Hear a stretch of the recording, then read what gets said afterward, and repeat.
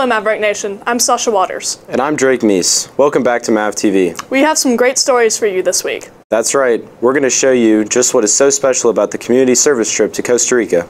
We're also going to take a look at new teachers here at SJS, along with checking out our school unofficial favorite off-campus hangout. And of course, our sports team is going to tell you about the spring SPC results. But first, don't forget to get your VOE form from Miss Lakey if you are going to the DPS for your driver's license this summer. VOE forms obtained on May 18th or thereafter are good for the entire summer. And if you need a transcript this summer, please order it at www.sjs.org/transcripts. Finally, the student campus parking application and parent authorization for student parking links for the 18 to 19 school year are now live. Students must reapply each school year for a parking permit. Be sure to check your email for details on how to apply from Dean Duncan or check the student/parent files and forms section of the SJS website. Please note, your application is not complete until we receive the student and parent portions of the parking application. Parking permit applications received by August 1st, 2018 will be available on textbook pickup day. Parking permit applications received after August 1st will be available on the first day of school. Now, let's see what it's like to be a new faculty member here at SJS. With the addition of new buildings and facilities, more and more students have been added to the St. John's community to fill them. In order to accommodate this rise in student population, more and more teachers must be added as well. Teachers are one of the centerpieces of high school life, acting as our mentors in both academics and in our personal lives. So we decided to ask a relatively new teacher about his experience at St. John's and how life has been treating him. Did you feel welcomed by the SJS community when you were new? Yeah, no, I felt very welcome. I mean, any time you're going to work at a new office or school or someplace where you don't really know the culture or the people really well, there's an element of intimidation there. But all my current coworkers were wonderful when I was new and took me out to dinner before starting and really informed us as to what the school was going to be like. So I felt like I knew my coworkers fairly well and had a good understanding of the school before starting, so it was a really good transition. I did absolutely feel welcomed as a new teacher, and that has so continued throughout this year. So a big part of that has been the other faculty has been warm and welcoming, but everyone here feels like they're happy to be here, and that environment really translates.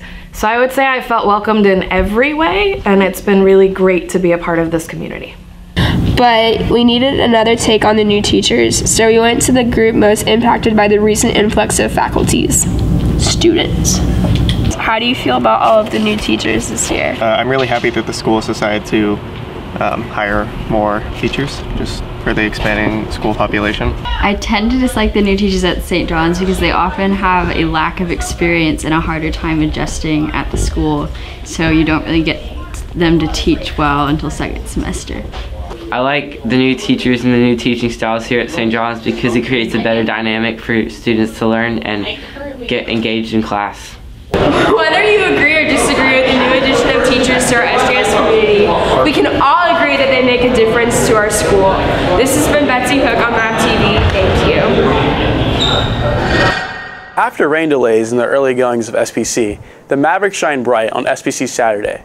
Boys track and field won their second SPC championship in the last 3 years, and girls tennis joined girls golf for back-to-back titles. Some of the team captains had this to say about SPC. Hi, I'm Lauren McKelvey. I'm Julia Waller. We're the captains of the Maverick softball team. We're definitely having fun out here because it's fun to win. It is, yes. It was a really great win, a great confidence booster for the team. This is our 4th year out here and we loved it every year, so we're really excited to finish out our time at St. John's with a great tournament. Kind of our last rodeo, so it's familiar, but it'll be kind of nostalgic. I think what we're gonna be trying to do is just kind of keep everything, all those thoughts out of our head, just kind of go out there and play. The thing with golf for us, we always think that golf is just another fun thing that we do. So playing at SPC is just doing what we love, and then of course when we score well, that's just icing on the cake. So it's a fun meet, it's a fast track, it's a great place to go out. I love it here, and so it's a great team. I think between us and St. Stephen's, we have the 2 best teams in SPC history probably. So it's a battle, and that's the best way to go out. Once the 800-meter run was over, it was downhill for the Maverick boys. They broke the SPC and school records in the 4x100 and the 4x400 relays, and tied the SPC record in the 100 meters. They also set a school record in the 4x800 relay. At the end of the day, the Mavericks outlasted St. Stephen's 171.5 to 151. The girls' team finished 4th overall. Here's what Colin Fullen had to say after his 10.57 second win in the 100 meters. Great job, man. You. That's awesome. Thank Way you. to go. Big time. Smoking. How you doing, Colin? Congratulations. What was it like to get that victory today?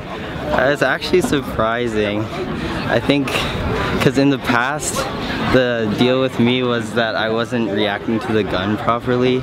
So this race, I just kind of focused on like drive out at the gun, and so I think that helped me. Yeah, feels good.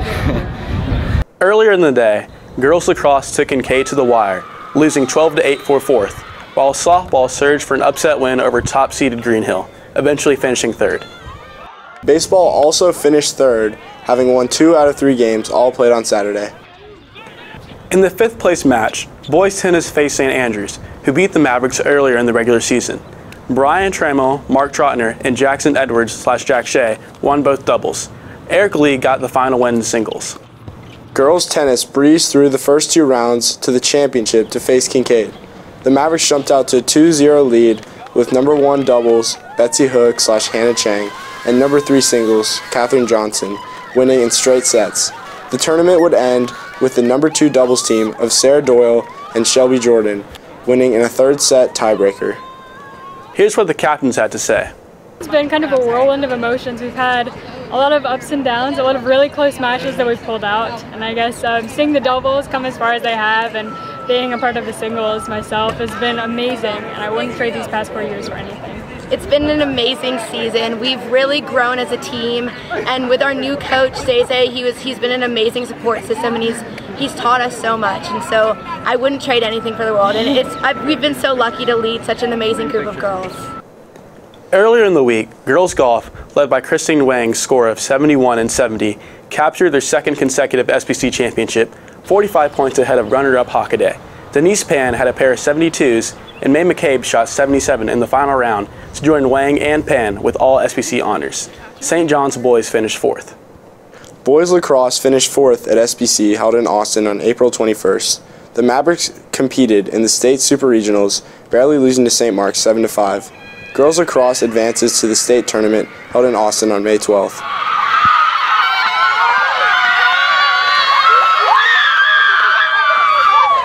Looking back this year, St. John's Mavericks won 6 SBC titles, and for the first time ever, Maverick boys finished 1st in the Athletic Directors Cup standings. And that's a wrap on St. John's Sports.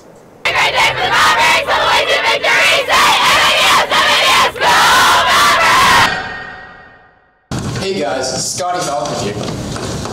Students at St. John's find themselves with a plethora of problems, including lots of homework and stress. Sometimes to cope with these problems, they go to Whataburger for its sense of community and good food.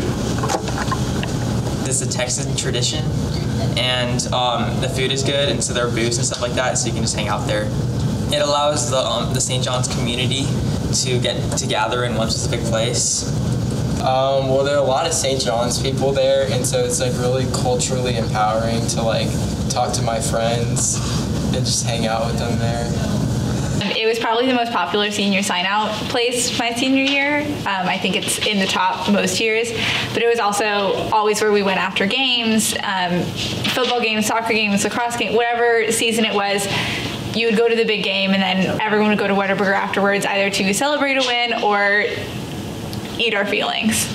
By providing me with some nice sustenance in the mornings for breakfast, it's obviously one of the best places to get breakfast anywhere in this neighborhood.